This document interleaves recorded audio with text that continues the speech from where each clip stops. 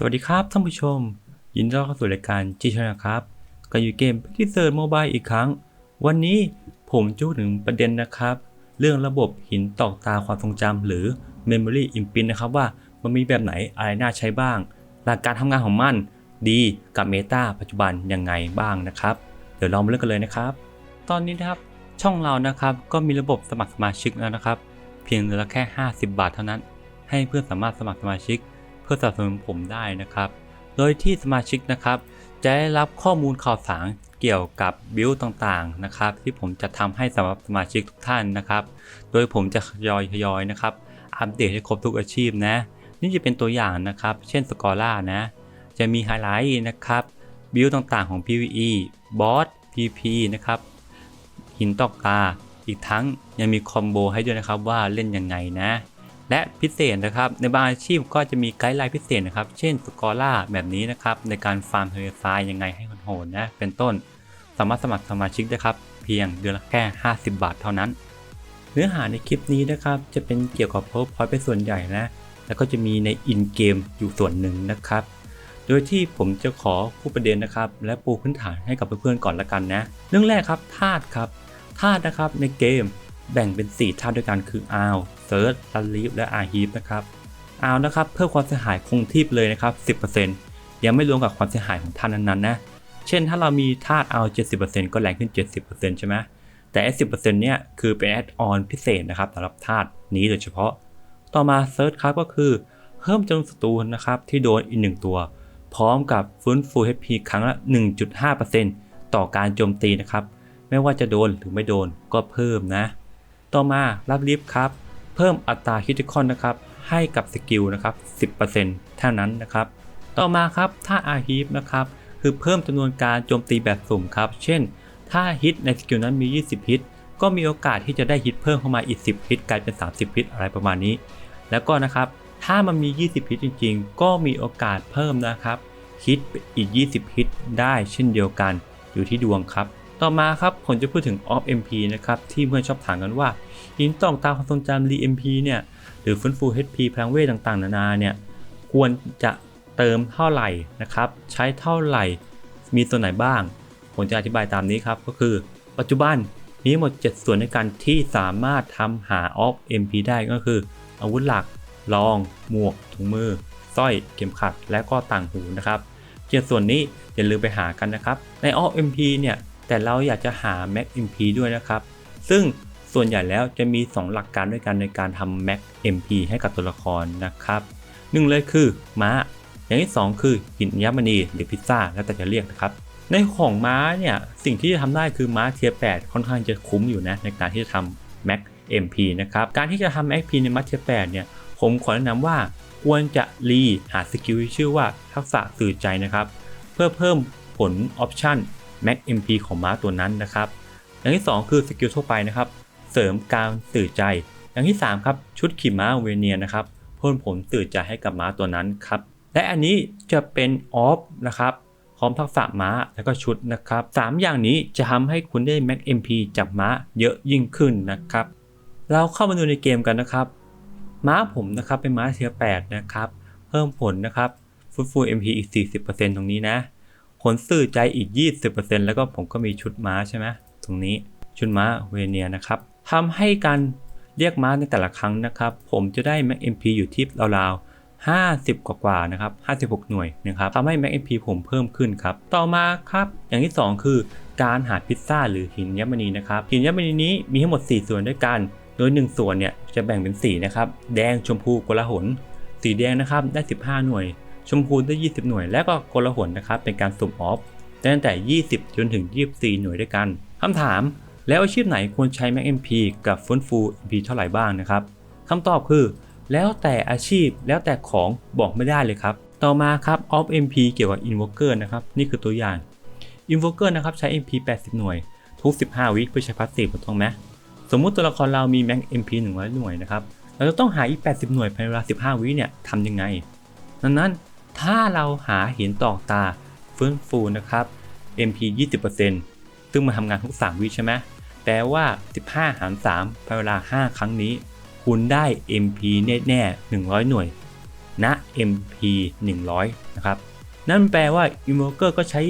ต่อตาฟื้นฟู MP แค่20 เซนก็เพียงพอแล้วสำหรับการทำพาสซีฟนะครับณ Max MP 100 หน่วยเพื่อเห็นภาพง่ายๆนะครับผมทำสูตรคำนวณให้แล้วนะครับก็คือเราเอา Max MP เป็นตัวตั้งนะครับคูณด้วยอัตราการฟื้นฟู MP นะครับเป็นกี่เปอร์เซ็นต์ก็ตามนะครับให้เอาเติม0กับจุดไปข้างหน้าแล้วมาคูณกันนะครับเช่นเรามี Max MP 100 หน่วยเรามีฟื้นฟู 20% ก็ได้100คูณ 0.2 จะได้20 หน่วยทุกๆ3 วิครับต่อมาครับถ้าเรามี Max MP 168ฟื้นฟู 20% นะครับนั่นแปลว่าทุก3 วิเราจะได้ MP กลับคืนมา 33.6 หน่วยต่อมาครับถ้าเรามี Max MP 168ฟื้นฟู 40% เราจะได้ MP กลับคืนมาทุกๆ3 วิอยู่ที่ 67.2 หน่วยนั่นเองครับคำถามแล้วผู้อาชีพที่ใช้สเก็ตแห่งความมืดชิ้นส่วนเมคาพลังแห่งสัจธรรมออฟฟื้นฟู MP มีผลไหมคำตอบคือมีผลครับฟื้นฟู MP ทุกๆ 20% จะได้เท่ากับ1สแต็กครับต่อไปนี้เป็นการทดสอบนะครับอาชีพวูซานะอย่างที่เพื่อนรู้กันนะครับสแต็กของวูซาจะได้ก็ต่อเมื่อเราโดนโจมตีจะเพิ่มใช่ไหมครับแต่ผมจะใช้การฟื้นฟู MP เข้ามาช่วยนะครับเรามาดูกันครับผมมาที่หน้าสเตตัสของการสวมใส่นะจะเห็นได้ว่าอัตราการฟื้นฟูทรัพยากรนะครับหรือ MP ผมอยู่ที่ 61% ทุกๆ3 วินาทีดังนั้นเมื่อผมกดโจมตีผมจะได้สแต็กของวูซามาแน่นอนนะครับ3สแต็กด้วยกันมาดูกันครับให้เพื่อสังเกตหลอดเลือดนะครับของผมข้างใต้หลอดเลือดเนี่ยนั่นคือสแต็กนะครับผมจะเริ่มโจมตีแล้วนะครับเพื่อนๆเห็นไหมครับว่าพาสซีฟของวูซามันจะต้องโดนโจมตีถึงจะเพิ่มใช่ไหมแต่ผมไม่โดนโจมตีแต่ผมโจมตีเขาผมได้สแต็กเพิ่มขึ้นมา3สแต็กด้วยกันนั่นแปลว่าฟื้นฟู MP นะครับก็ส่งผลให้กับอาชีพที่เก็บสแต็กเช่นเดียวกันแน่นอนครับ Darknet นะครับหรือ Shadow ก็ได้รับผลการฟื้นฟู MP แบบนี้เป็นเปอร์เซ็นต์เช่นเดียวกันครับต่อมานะครับจะพูดเกี่ยวกับออฟตีคนแล้วนะครับผมขอเกริ่นนำก่อนก็คือเมื่อเราไปดูค่าสถานะนะครับในหน้าที่3ของช่องตัวละครจะมีค่าหนึ่งที่ชื่อว่าค่าความเสียหายแก่นักผจญภัยซึ่งค่านี้ยังไม่มีดีบัฟตัวไหนภายในเกมมั้งที่มันลดห่างกันนี้หรือผมก็ไม่รู้นะอย่างที่2ครับก็คือลดความเสียหายแก่นักผจญภัยอย่างที่ผมบอกก่อนหน้านี้นะครับก็คือค่าความเสียหายกับลดความเสียหายคนละค่ากันความเสียหายยังไม่มีดีบัฟมาแก้ส่วนลดความเสียหายมันมีดีบัฟมาแก้นะครับนั่นก็คือหินตอกตาความทรงจำนะครับแนะนำนะครับใครที่มีลดค่าความเสียหายนะครับไม่เต็มควรไปทำให้เต็มหรือทำเกินไว้จะดีที่สุดเพราะว่า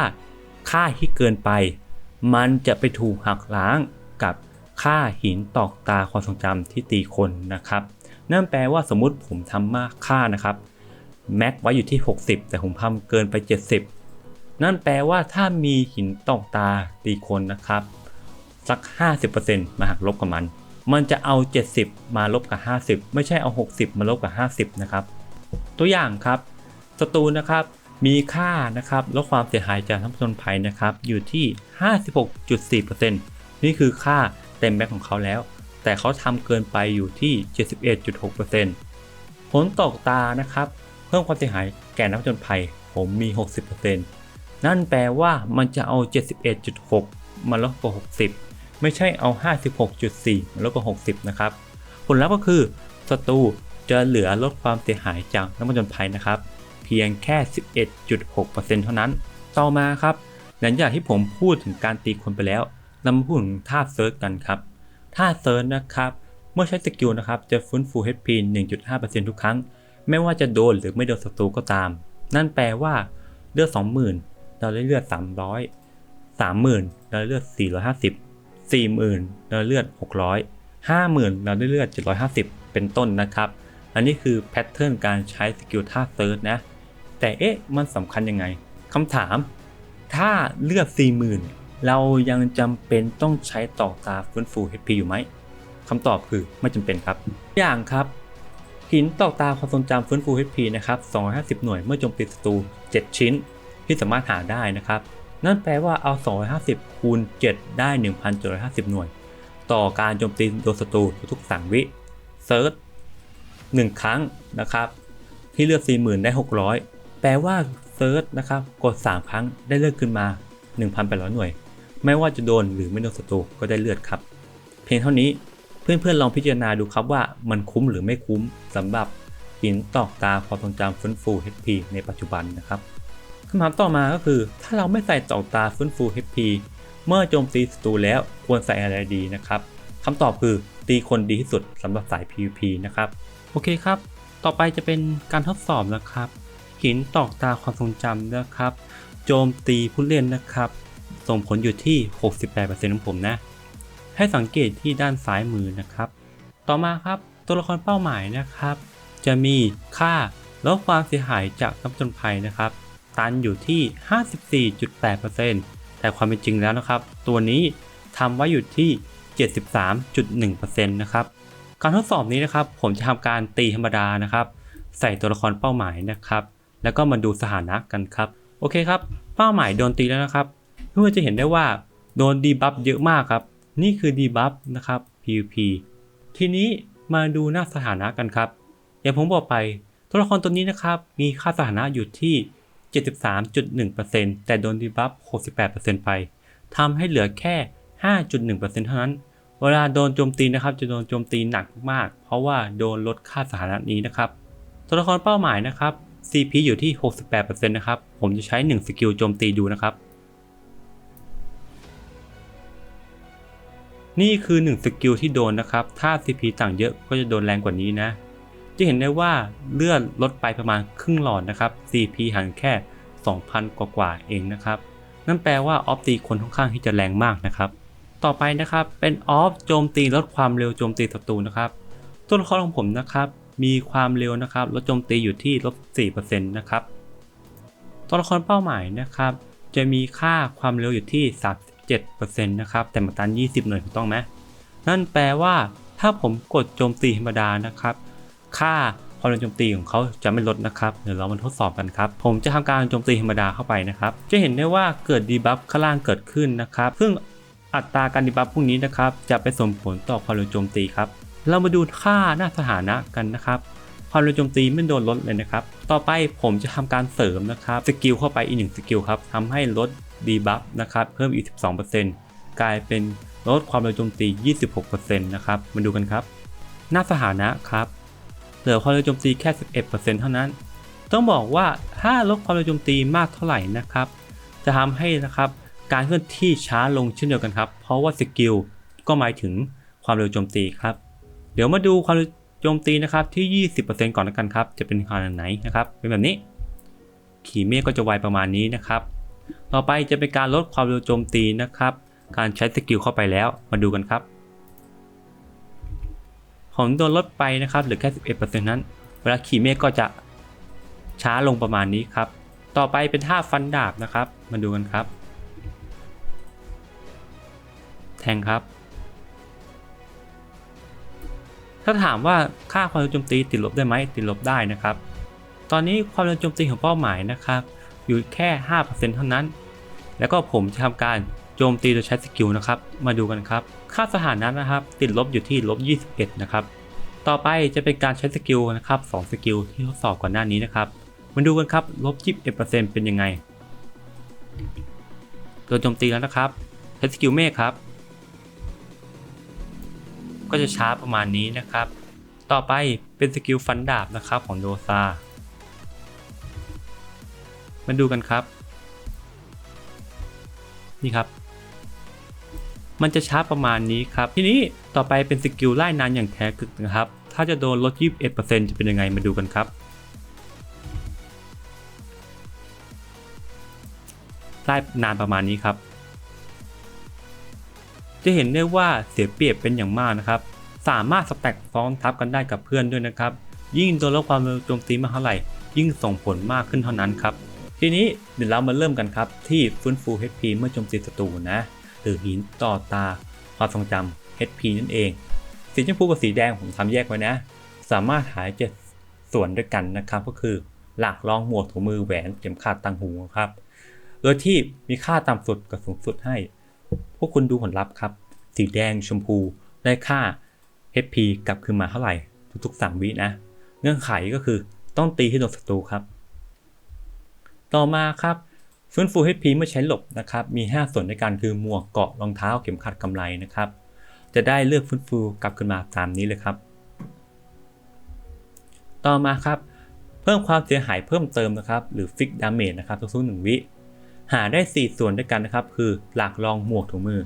นะครับทุกๆ1 วินะต่อมาครับฟื้นฟู MP นะครับก็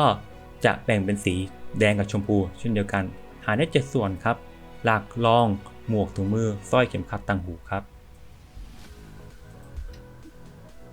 ต่อมาครับเพิ่มความเสียหายแก่นักผจญภัยอันนี้คือเดอะเบสที่สุดในสาย PVP ที่ผมหามาได้นะครับมีหมด6ส่วนด้วยกันก็คือหลากรองหมวกถุงมือเข็มขัดแล้วก็แหวนครับสามารถทำได้สูงสุดที่สีชมพูอยู่ที่ 78% ด้วยกันต่อมาครับใช้น้ำยาฟื้นฟู HP นะครับเพิ่มเติมก็คือเมื่อเรากดใช้ยาไม่รวมอาหารนะครับหรือผลจากตัวละครตัวอื่นนะครับนั่นแปลว่าการกดยา1 ครั้งเนี่ยถ้าเราทำชมพูครบ5ส่วนเนี่ยจาก 1,000 ก็จะกลายเป็น 2,000 เลยนะครับต่อมาครับพลังโจมตีป้องกันและมอนเตอร์นะครับโดยที่สามารถหาได้3ส่วนก็คือแหวนสร้อยต่างหูนะครับถ้าที่ผมทดสอบมาเนี่ยนับไว้เลยครับว่า1ค่าพลังโจมตีหรือป้องกันนะครับเท่ากับ1 CP ไปเลยนะครับนะตอนนี้ต่อมาครับเมื่อโจมตีนะครับจะเผาไหม้ศัตรูนะครับจะมีทั้งหมด7ส่วนในการที่หาได้แต่จะมีผลเพียงชิ้นเดียวเท่านั้นทับซ้อนไม่ได้นะครับมีหลักรองหมวกถุงมือสร้อยเข็มขัดต่างหูครับต่อมาครับเมื่อโจมตีแล้วความเร็วโจมตีศัตรูนะครับก็จะมีหลักรองหมวกถุงมือกำไลครับต่อมาครับเมื่อโจมตีจะลดอัตราคริติคอลนะครับมีทั้งหมด6ส่วนในการคือหลักรองหมวกถุงมือแหวนสร้อยครับ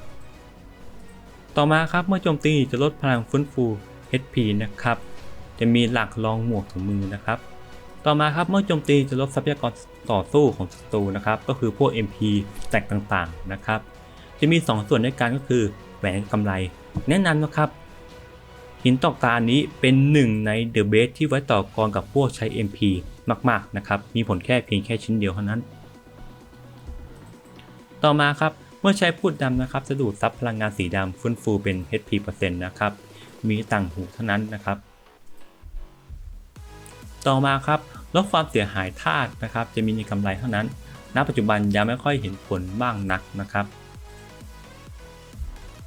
ต่อมาครับทักษะที่ XX นะครับเพิ่มความเสียหายแก่ธาตุแก่ทักษะ AX นะครับมีเพียงอย่างเดียวครับคือสร้อยผมแนะนำนะครับเป็นหนึ่งในตองตาที่ดีมากๆในปัจจุบัน